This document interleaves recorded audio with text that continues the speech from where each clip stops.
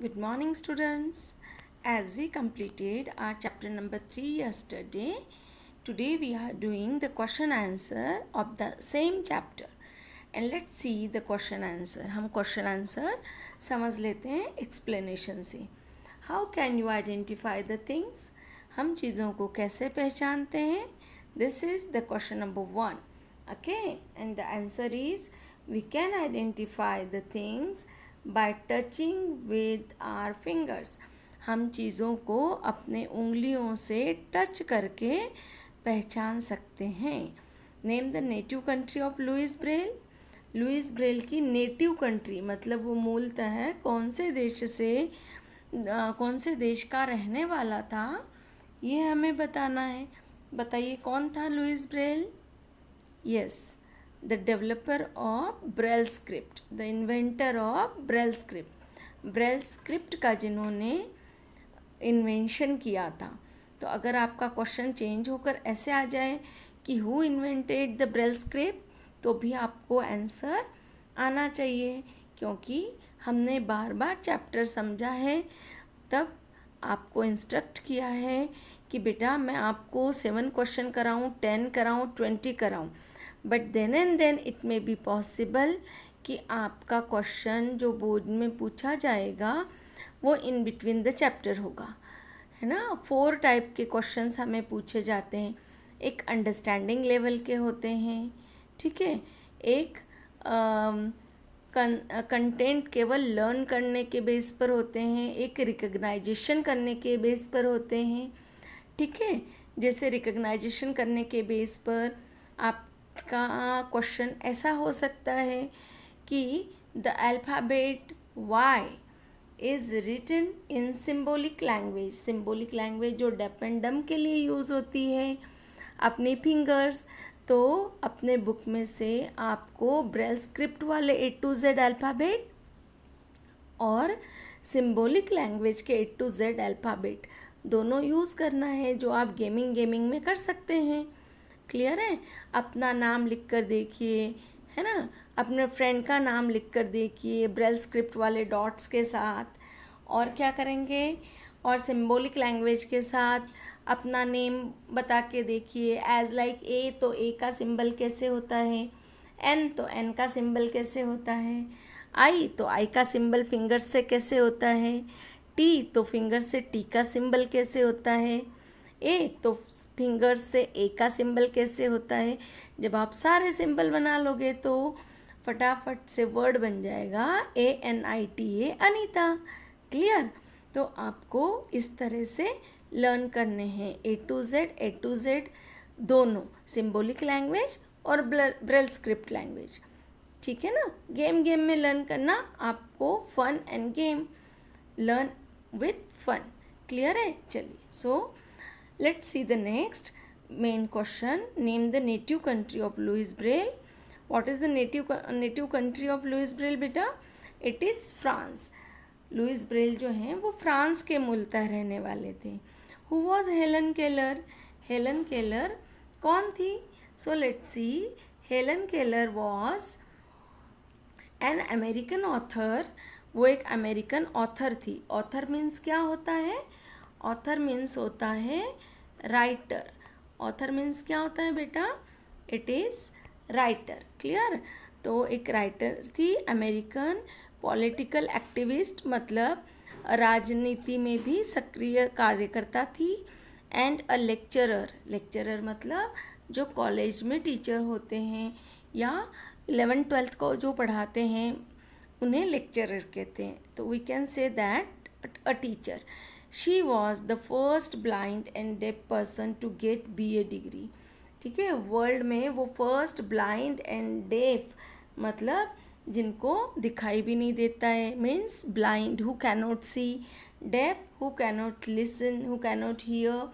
तो उन्होंने BA degree ली. ऐसे पहली पर्सन थी हेलन केलर, जो अंधी और बहरी होकर भी उन्होंने BA डिग्री तक की पढ़ाई करी थी. ठीक है बेटा. What is stylus? स्टाइलस किसे कहते हैं? Stylus is a pointed pen. Sorry, आप ऐसे लर्न कर सकते हो इसे. Stylus is a pointed pen like device. Stylus is a pointed pen like device. Device मतलब टूल कह सकते हैं एक तरह से, है ना. तो स्टाइलस जो है एक पेन के जैसा पॉइंटेड डिवाइस होता है. ठीक है. Used to write Braille script, जो ब्रेल स्क्रिप्ट लिखने में काम आता है.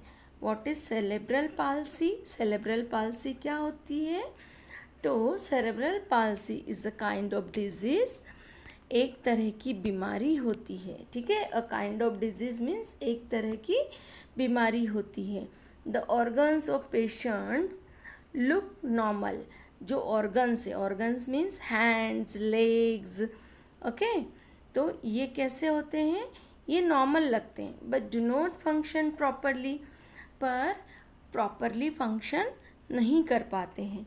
Because the brain cannot control those. क्योंकि ब्रेन का कमांड उन ऑर्गन्स पर नहीं होता है. ब्रेन उन्हें कंट्रोल नहीं कर पाता है. और इसी डिजीज़ को हम सेरेब्रल पाल्सी कहते हैं. ठीक है बेटा. Let's see the next question. How should we treat with special और different people?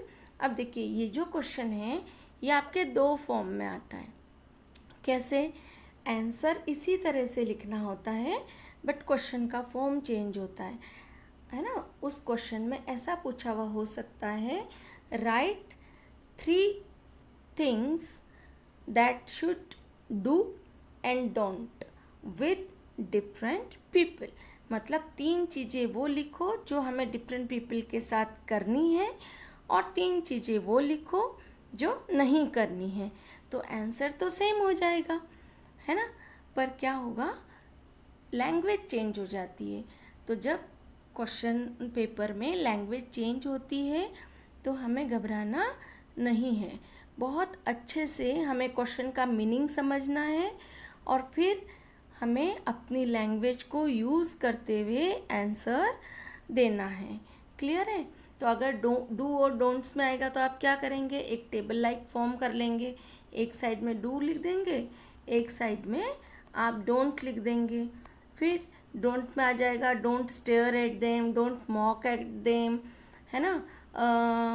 Don't discriminate them. Discriminate का मतलब क्या होता है, भेदभाव करना.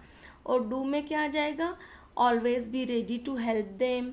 Okay. Share your things with them. और क्या आ जाएगा, invite them on your birthday party. तो इस तरह से हम अपनी सेल्फ लैंग्वेज भी यहाँ पर फॉर्म कर सकते हैं. क्लियर. तो चलिए अभी आंसर देखते हैं हम.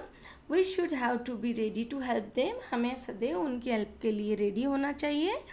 ट्रीट देम नॉर्मली, है ना. हमें उन्हें नॉर्मली ट्रीट करना चाहिए जैसे हम अपने बाकी फ्रेंड्स को करते हैं. Do not stare them. Stare मतलब एक जैसा टकटकी लगा कर देखना. हमें कुछ अलग दिखता है तो हम क्या करते हैं, उनको घूरने लग जाते हैं, अलग से देखते हैं. बट ये उनको क्या करता है, एम्ब्रेस करता है. So we should not stare at them. Clear है. Invite them on your birthday party and attend theirs. उनकी बर्थडे पार्टी आपको अटेंड करनी होती है ना. और उन्हें भी अपने बर्थडे पार्टी पे बुलाना होता है.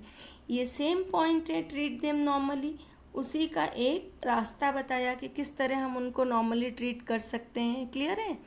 Don't make fun on them और लाफ एट देम. हमें उन पर हंसना नहीं चाहिए, हमें उनकी मजाक भी नहीं उड़ानी चाहिए. ठीक है. आई होप आपको क्वेश्चंस अच्छे से समझ में आ रहे हैं. How many dots are used in Braille system? कितने डॉट्स यूज़ होते हैं ब्रेल सिस्टम में? यस, 6 डॉट्स, है ना. 6 डॉट्स यूज़ होते हैं. ठीक है. तो 6 dots are used in Braille system. इसे कोई गलती से आंसर 6 मत पढ़ लेना, है ना. यहाँ पर हमने इस 6 को आंसर के अंदर इंक्लूड किया है. ठीक है. दिस इज कि 6 dots are used in Braille system. अब कुछ questions, MCQs, filling the blanks, true false, ये सभी इन्हीं मैटर में से फॉर्म हो सकता है. As like we should mock at the different people. True और फॉल्स? 100% it is false. तो हम जो वर्कशीट देखेंगे फिर से चैप्टर का रिवीजन करेंगे तो हम एग्ज़ामिनेशन में आने वाले सभी टाइप्स के क्वेश्चंस को इंक्लूड करेंगे। बट अगर मैं आपको यहीं पर बहुत सारे क्वेश्चंस बना कर दे दूँ तो आपके लिए रिटन वर्क बहुत हेवी हो जाएगा। तो हम जब रिवीजन करेंगे तो उसमें और डिफरेंट टाइप के क्वेश्चंस हम देखेंगे जिससे हमारी मैक्सिमम टू मैक्सिमम प्रैक्टिस हो। जब हम वर्कशीट सॉल्व करेंगे फिर भी हम डिफरेंट टाइप ऑफ क्वेश्चन देखेंगे जिससे हमारी प्रैक्टिस हो।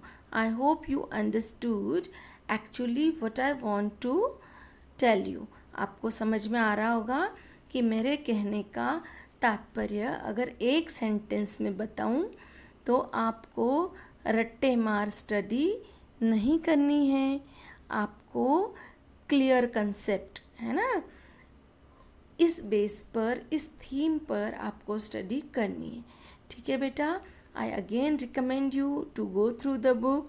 आपको चैप्टर रीड करना है 100%। You should have to read each and every chapter twice or thrice at least. Okay beta, so have a good day. Bye bye, see you in next lecture. Take care.